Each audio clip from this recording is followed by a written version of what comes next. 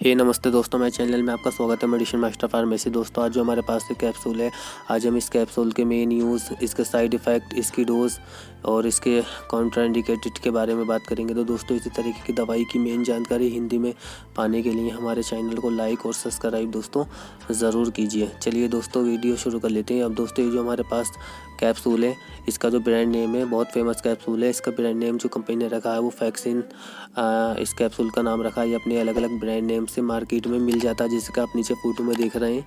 Salt यही होता है, अलग अलग नाम से मिल जाता है। तो दोस्तों चलिए, अब मैं इसके अंदर बता देता हूँ कि इसके अंदर साल्ट क्या है दोस्तों। तो दोस्तों, इसके अंदर जो साल्ट है, इसके अंदर है सिप्लेक्सिन दोस्तों, इसका साल्ट है। अब दोस्तों, मैं इसके फार्मूला जो है कंटेन वो सिप्लेक्सिन है, जैसे आप लिखा देख रहे हैं नीचे। तो दोस्तों चलिए, मैं अब बता देता हूँ कि सिप्लेक्सिन की इसके मेन यूज़ बता रहा हूँ दोस्तों।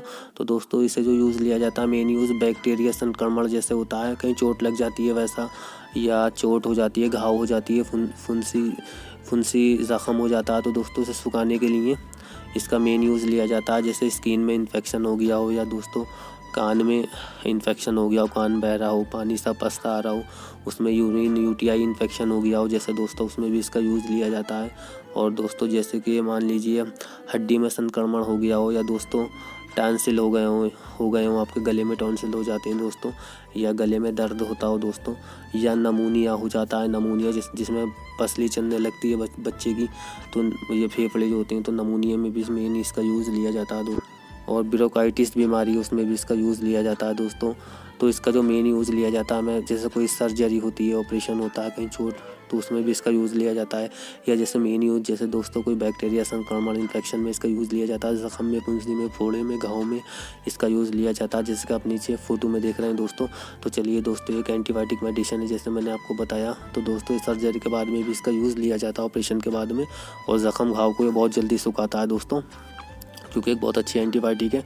तो दोस्तों चलिए, अब मैं इसके आपको साइड इफ़ेक्ट बता देता हूँ कुछ कॉमन से, कि इसके क्या सिप्लेक्स के मतलब स्किन के क्या साइड इफ़ेक्ट आपको देखने को मिलेंगे।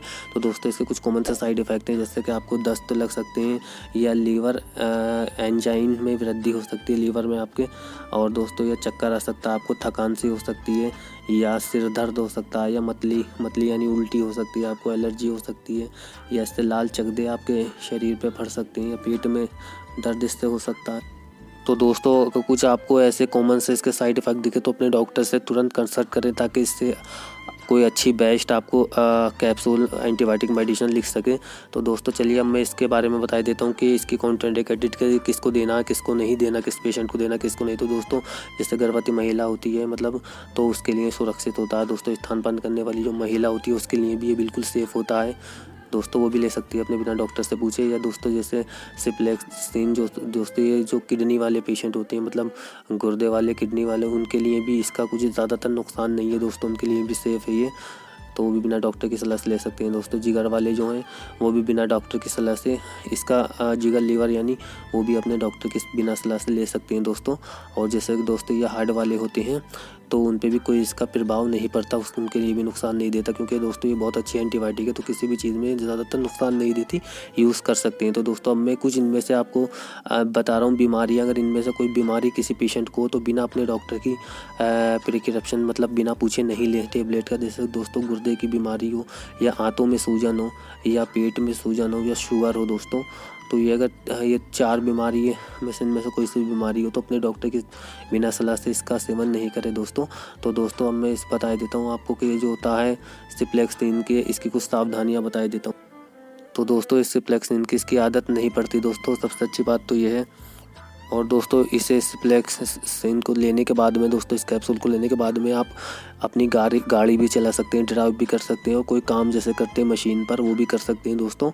तो दोस्तों इस पे ये मस्तिष्क पे इसका इस्तेमाल कर लेते हैं डॉक्टर, क्योंकि दिमाग पे काम करता है दोस्तों ये। तो दोस्तों, और मैं बता देता हूँ, इसे खाद्य पदार्थ यानी खाने वाली चीज़ के साथ में, खाने के बाद में, खाना खा के ही खाना चाहिए इस कैप्सूल को। तो दोस्तों, मैं इसकी कुछ डोज बता देता हूँ कॉमन से दोस्तों। ये कैप्सूल आता है, एक तो 500 mg में आता है, और आगे का आता है दोस्तों 250 mg में। 250 mg वाला दिन में 2 बार भी ले सकते हैं दोस्तों, और 500 mg वाला दिन में 1 बार लेना होता है। ज़्यादा प्रॉब्लम होने पे, मेजर सर्जरी होने पे 2 बार भी इसे दिन में दिया जाता है दोस्तों। 500 mg का 2 बार भी दे सकती हैं, और 250 mg का जो होता है वो बच्चों को देना होता है दोस्तों। तो बच्चे दिन में 2 बार भी, ज़्यादा ज़ख़म होने पे, घाव होने पे, सूजन होने पे, कुछ भी ऑपरेशन होने के बाद में, या कोई जो मैंने बीमारी बताई थी उनमें से कोई बीमारी हो तो ज़्यादा दिक्कत होगी तो डॉक्टर अपने हिसाब से 2 बार भी आपको दिन में दे सकता है, और दिन में 1 बार भी इसे ले सकते हैं, क्योंकि इसकी एंटीबायोटिक है और पानी के साथ या किसी भी चीज़ के साथ आप ले सकते हैं दोस्तों। तो दोस्तों क्योंकि हम कैप्सूल का, दोस्तों मैं जो बताता हूँ कंपनी का नाम नहीं लेता, क्योंकि हम कंपनी का ऐड नहीं करते। तो दोस्तों इसमें अच्छे भी होते हैं, घटिया भी होते हैं, इस साल्ट से कैप्सूल बने हुए। तो दोस्तों चलिए मैं अब आपको इसका मेन यूज़ आपको बता रहा हूँ दोस्तों। चलिए मैं पहले इसकी परिभाषा बता देता हूँ कि ये किस तरीके से काम करता है। सिप्लेक्सिन के अनेक प्रकार के संक्रमणों में यूज़ लिया जाता है दोस्तों। जैसे संक्रमण यानी बीमारी जैसे होती है, बैक्टीरिया संक्रमण उपयोग किया जाता है, जैसे कि मध्यम कान का संक्रमण, गले का संक्रमण, हड्डी और जोड़ों के संक्रमण, नमूनिया, त्वचा संक्रमण और मूत्र मार्ग संक्रमण।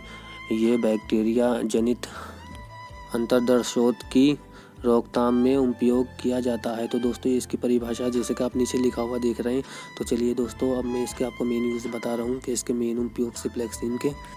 तो दोस्तों इसके जो मेन यूज़ लिए जाते हैं वो बैक्टीरिया संक्रमण में लिया जाता है, स्किन इन्फेक्शन में लिया जाता है, कान के संक्रमण में लिया जाता है, यूटीआई यानी यूरिन इन्फेक्शन में लिया जाता है, ब्रोंकाइटिस में लिया जाता है दोस्तों, हड्डी में संक्रमण उसमें लिया जाता है, या गुर्दे का संक्रमण और टांसिल गले में हो जाती है उसमें लिया जाता है, गले में दर्द हो उसमें लिया जाता है दोस्तों, नमूनिया जो होता है जिसमें ये पसलियाँ चलने लगती हैं, फेफड़े उसमें इन्फेक्शन हो जाता है उसमें लिया जाता है दोस्तों, और फुंसी फोड़ा जैसे ज़ख़म होता है, घाव होता है उसमें लिया जाता है, ऑपरेशन के बाद जो सर्जरी होती है उसमें घाव होता है उसमें लिया जाता है, सुखाने के लिए, ज़ख़म को सुखाने के लिए उसमें लिया जाता है दोस्तों, फुंसी फोड़े घाव को सुखाने के लिए बहुत अच्छा ये एंटीबायोटिक मेडिसिन है दोस्तों, उसमें इसका यूज़ लिया जाता है दोस्तों।